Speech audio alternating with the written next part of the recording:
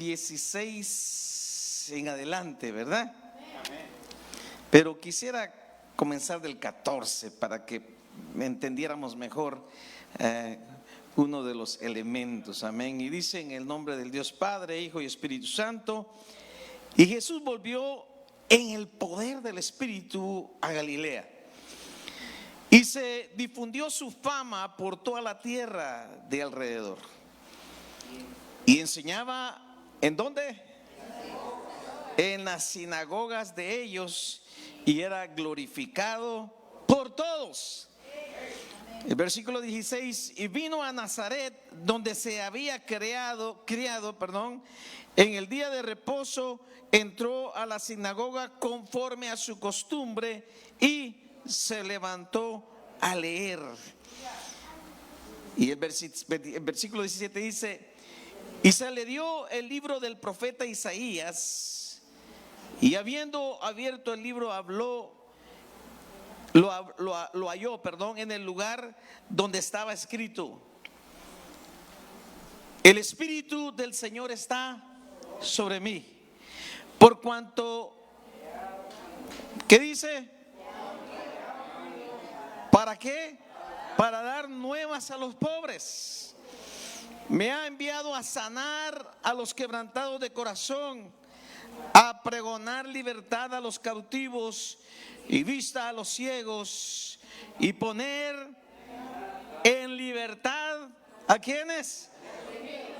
Y a predicar el año agradable del Señor. Padre, te damos gracias porque nos permite de una manera muy especial poder estar en este lugar y poder anunciar tu palabra, poder, Padre Santo, de una manera muy especial poder traer ese mensaje a tu pueblo. Señor, pedimos que esta palabra pueda caer en tierra buena, firme, y que pueda germinar, que pueda crecer y que pueda dar mucho fruto, Padre. En el nombre de tu Hijo amado Jesucristo te lo pedimos en esta hora.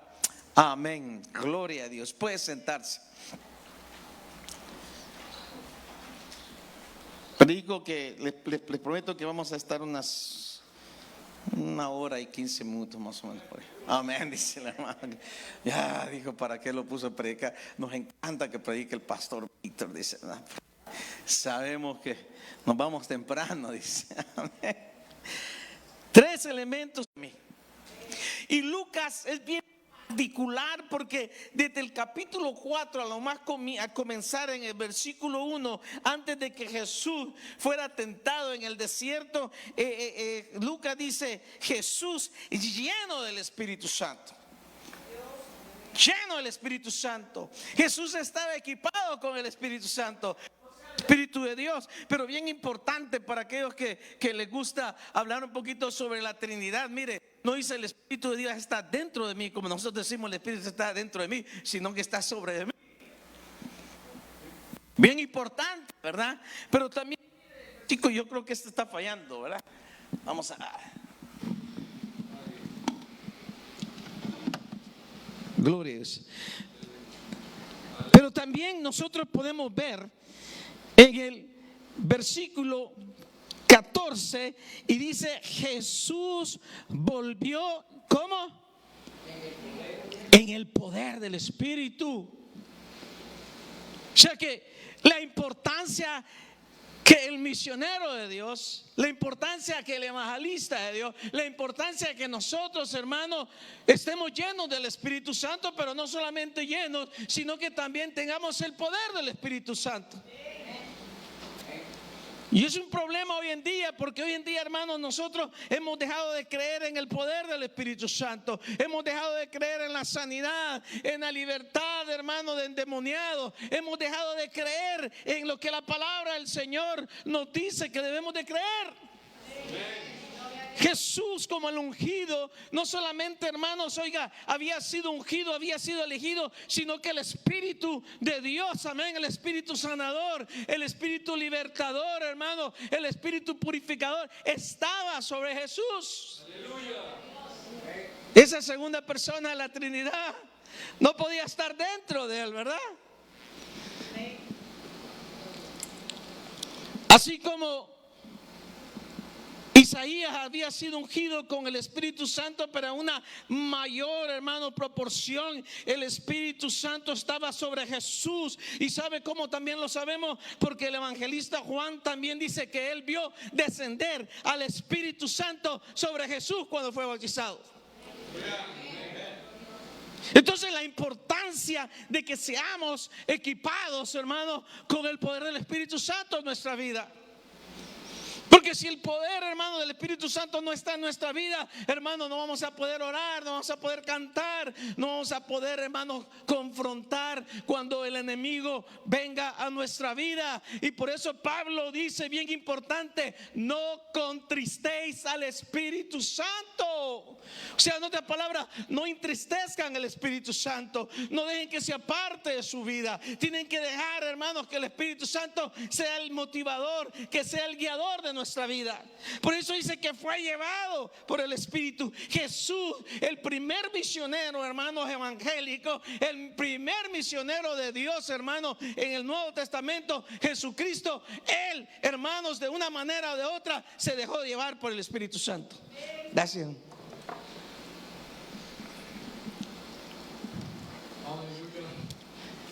Leíamos que Jesús volvió, fue lleno, volvió con el poder, y ahora, hermanos, llega a su ciudad natal donde había sido creado, Nazaret. Y aquí es donde vamos a ver tres elementos en la misión de Jesús. Y el primero que tiene que ver es el elemento del lugar. Del lugar. Y eso es bien importante para todo misionero. Eso es importante para todo cristiano que quiere trabajar en la obra del Señor, para todo cristiano que un día quiere ser enviado, llevado, mandado donde usted quiera ir. Es importante el lugar.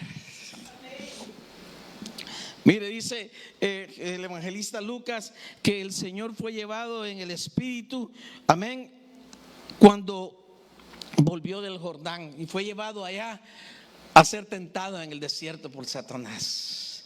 Entonces tenemos un lugar, el Jordán, pero también tenemos otro lugar que es Galilea. Dice el versículo 14: y volvió en el poder del Espíritu a Galilea, y se difundía su fama. Y hay otro lugar ahí también, en el versículo 15, que vamos a estar hablando un poquito más adelante, que dice que la sinagoga donde Jesús enseñaba. Pero también hay otro lugar que se llama Nazaret. Y ahí en Nazaret dice que como era costumbre, llegó a la sinagoga. ¿Y sabe cuál es la sinagoga hoy en día? Es la iglesia. Y uno se pregunta, ¿no? ¿Por qué Jesús pudo haberse tomado el día de descanso? Si era costumbre de los judíos de ir el día sábado a la sinagoga, de ir y guardar ese día para Dios. Y Jesús pudo haber tomado el día libre porque tenía una agenda muy pesada, trabajaba muy fuerte el Señor, 24 horas al día estaba, hermano, siempre. Si no estaba, hermano, predicando, si no estaba enseñando, estaba orando. Pero el Señor tenía una agenda bien pesada, bien fuerte. Y dice que lo que hace el día sábado no es quedarse en su casita descansando, sino que dice que se fue al templo. Se fue a la sinagoga, porque la palabra sinagoga quiere decir los que han sido sacados de afuera, igual que la palabra iglesia en el griego, eklesia, es los que han sido sacados de afuera. O sea, la iglesia son los que han sido sacados o han sido llamados de afuera. Así era la sinagoga. Porque los judíos, cuando fue destruido su templo, cuando Nabucodonosor vino y destruyó el templo judío, ellos fueron llevados cautivos. Y como no tenían templo, entonces decidieron formar estos lugares de reunión que se llamaban sinagogas. Y para ellos era bien importante, porque ahí leían la palabra del Señor. Y dice el versículo 14 que le leí que Jesús enseñaba en las sinagogas. Pero ahora llega a la sinagoga, en otras palabras, llega a la iglesia de donde él había salido, Nazaret. Y la importancia del lugar para Lucas es muy vital para el ministerio del Señor Jesucristo, porque Lucas pone este evento al principio del ministerio del Señor Jesucristo. Después de que la tentación, después de que viene el diablo y tenta a Jesucristo, y Jesús dice que no con su poder, sino que con el poder del Espíritu Santo, dice que Él fue llevado y fue victorioso, y ahora se dirige a Nazaret porque va a comenzar el ministerio público del Señor Jesucristo. La importancia de la enseñanza en la sinagoga. Y eso debemos de entender, mis queridos hermanos. Mire, la iglesia no es el edificio, pero la iglesia necesita un edificio para poder reunirse. Yo me he escuchado con muchas personas que dicen a veces que somos templo y morada del Espíritu de Dios y no necesitamos ir a la iglesia, no necesitamos buscar a Dios en la iglesia, no necesitamos esas cosas. Pero sabe, el único problema que yo veo en eso es que cuando Pablo le escribe a los corintios en su primer carta, en el capítulo 6 y versículo 19, y donde hace la pregunta retórica: ustedes son, ¿verdad?, templo y morada del Espíritu de Dios, y le está escribiendo a una iglesia, a un conjunto de personas, y usa el pronombre plural de segunda persona. Ustedes, pues, vosotros sois. No está diciendo usted es el templo, no, dice ustedes, vosotros sois el templo del Espíritu de Dios. En otras palabras, es una colectividad. Esa palabra es un grupo de personas, amén, que individualmente forman el templo y la morada del Espíritu de Dios.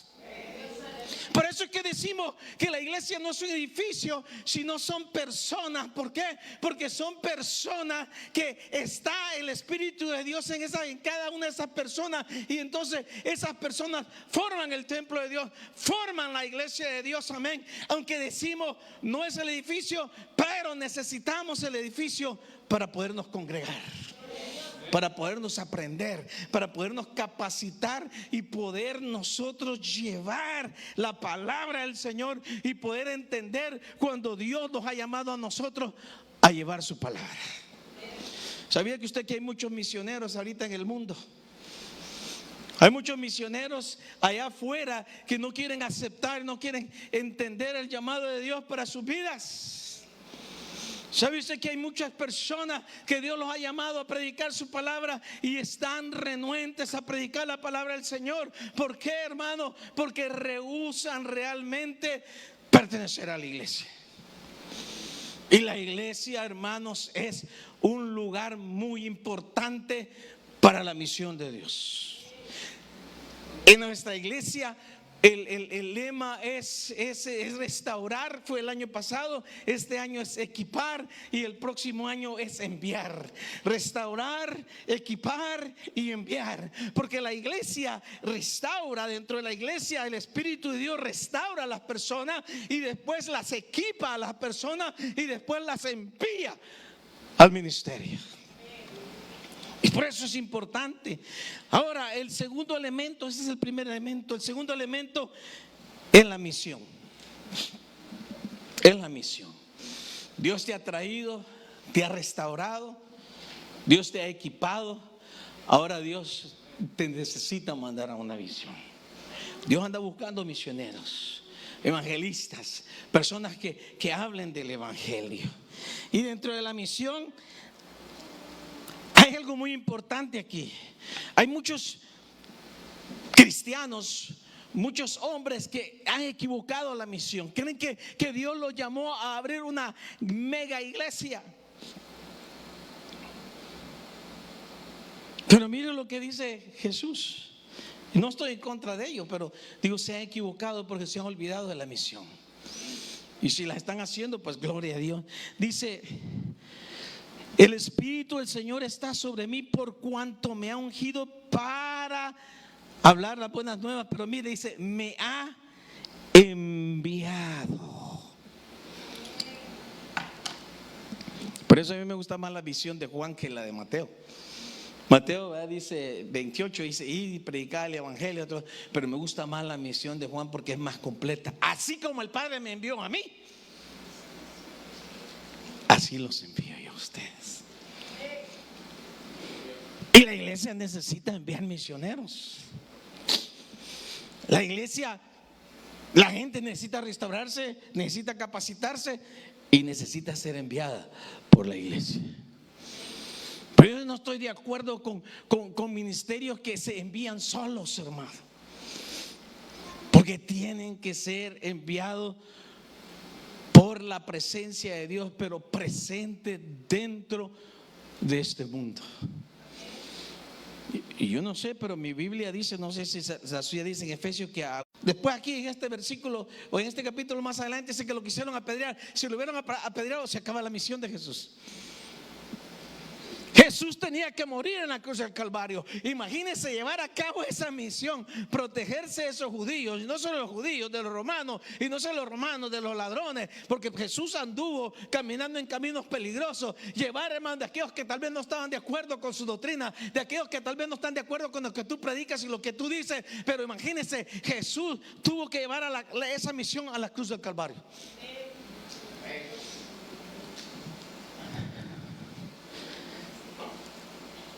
La iglesia envía misioneros. Estos no se envían solos. Es imposible. Tú necesitas el apoyo moral, espiritual y económico de una iglesia para poder subsistir. Los grandes misioneros que han habido dentro de la historia no se enviaron solos. Muchos de ellos, hermanos, fueron enviados por sus iglesias, y otros se sostuvieron también enviados por sus iglesias, pero se sostuvieron económicamente tal vez por su profesión.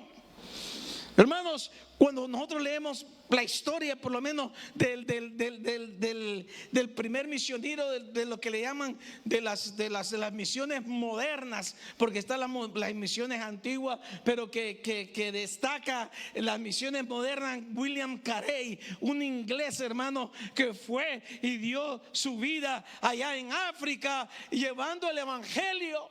Y él se paraba, dice que se paraba en lugar y miraba por allá humedades, un humo que salía, y decía: allí hay una tribu que necesita recibir el mensaje del Señor. William Carey fue un hombre que perdió, hermanos, hijos se le murieron ahí en África por llevar el mensaje de la palabra del Señor.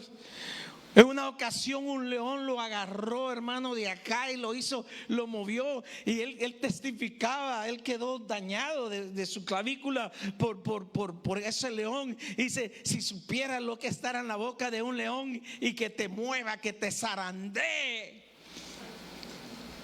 Pero un hombre que murió, amén, sirviendo al Señor.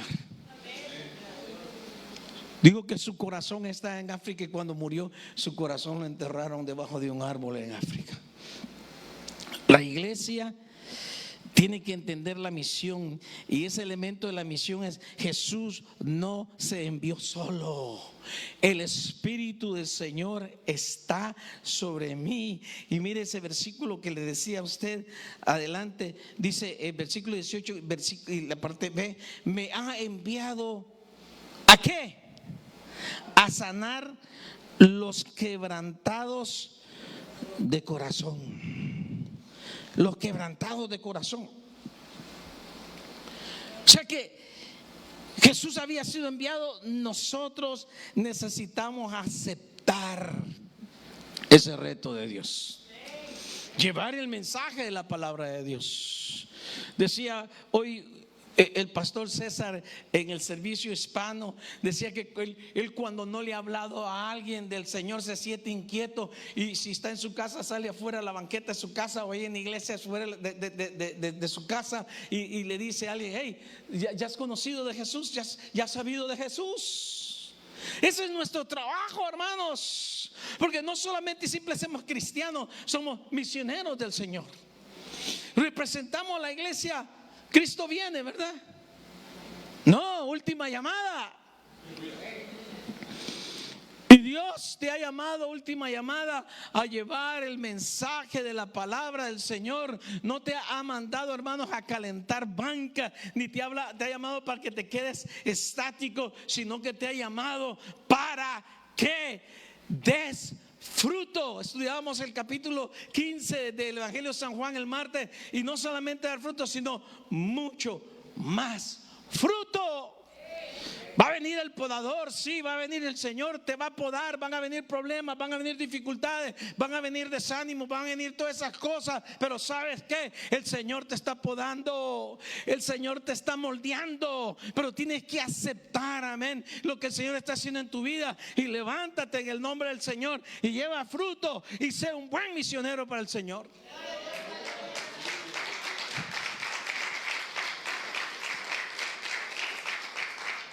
Vivimos en una ciudad que ya no necesitamos, hermanos, decir que el Señor me llame a África o me lleve a otro país. Aquí hay, hermanos, todas las naciones. Aprende a decir Jesús te ama en coreano, en chino, lo que sea. Y cuando vea un coreano en chino, dígale amén.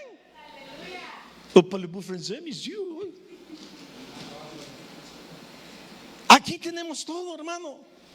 No necesitamos, hermano, decirle, me quiero ir al África. No, deje de hacer turismo y prediquemos la palabra del Señor.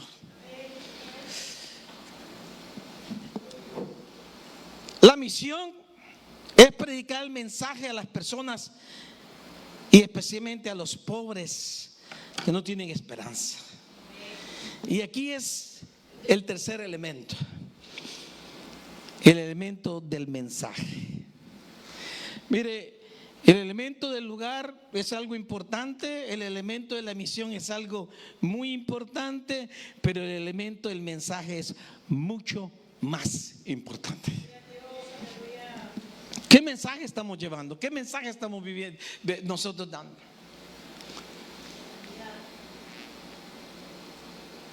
Hermano, nos hemos dejado que el enemigo nos suebe la cabecita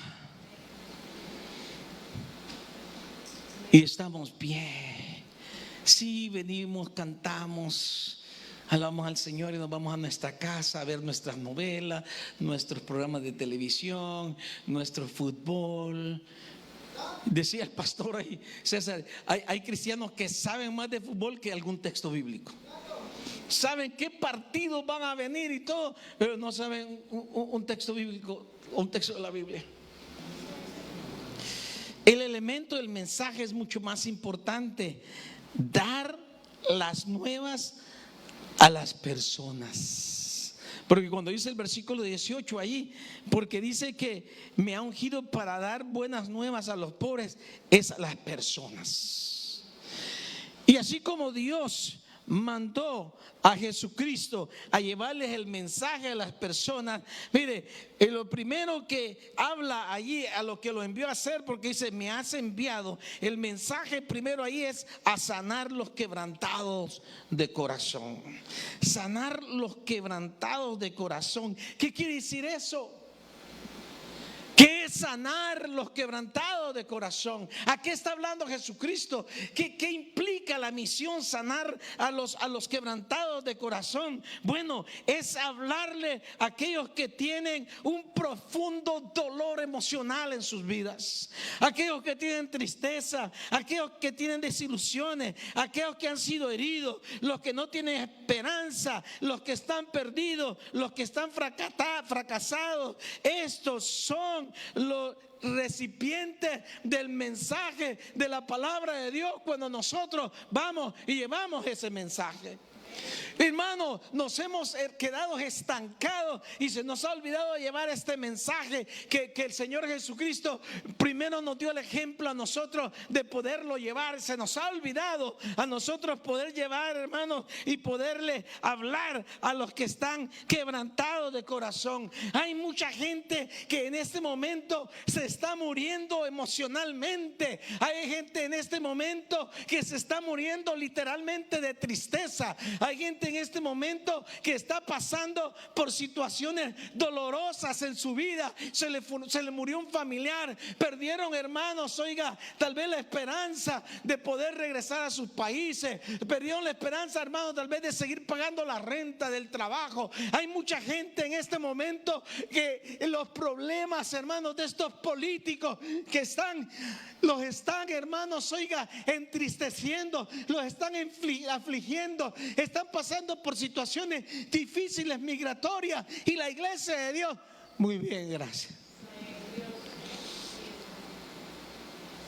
¿Qué estamos haciendo nosotros? Vemos las noticias y todo tranquilo. Tengamos cuidado.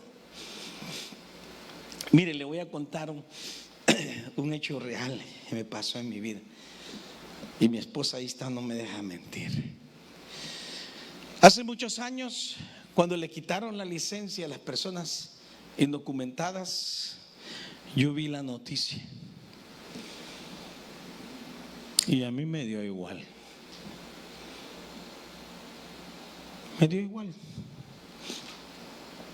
So, who cares? ¿A quién le importa? Pero cuando el Señor me llevó a pastorear allí, donde el 99.999% eran: no temas ni desmayes, porque el Señor estará contigo donde quiera que vayas.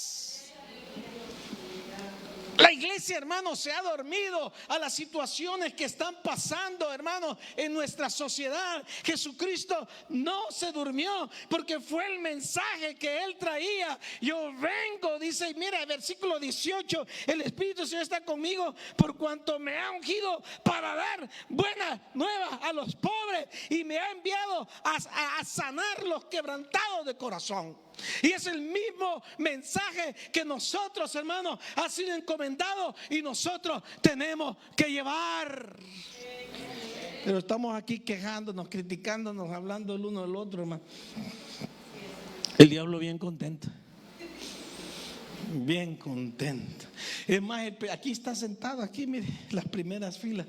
Porque como nadie quiere sentarse en las primeras filas, él se viene y se sienta en las primeras filas. Sí.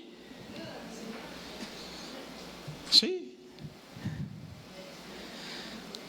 Cuando yo vine a la iglesia, las primeras filas se llenaban. Ahí está mi esposa en la iglesia de Monte Carmelo, todos se llenaban. ¿A dónde se sentaban los que estaban en disciplina? Atrás. Entonces uno llegaba y había quien estaba en disciplina, porque libertad a los oprimidos. Los oprimidos son aquellos que están privados de sus derechos. Hay muchos que están oprimidos hoy en día porque la migración, hermanos, los ha deprivado de su derecho de libertad en ese país. Pero el Señor nos llama a nosotros a que les hablemos a esas personas y que le digamos que no teman, hermanos, que el Señor está bajo control, que donde quiera que vayan, ya sea aquí o donde quiera que el Señor los vaya a enviar, el Señor está con ellos, y que el Señor va a bendecir sus vidas, y que el Señor va a fortalecer sus vidas, y que no deben de vivir en miedo, ni deben, hermanos, de estar tristes ni oprimidos por esa situación, porque el que está en control es Dios y no Donald Trump.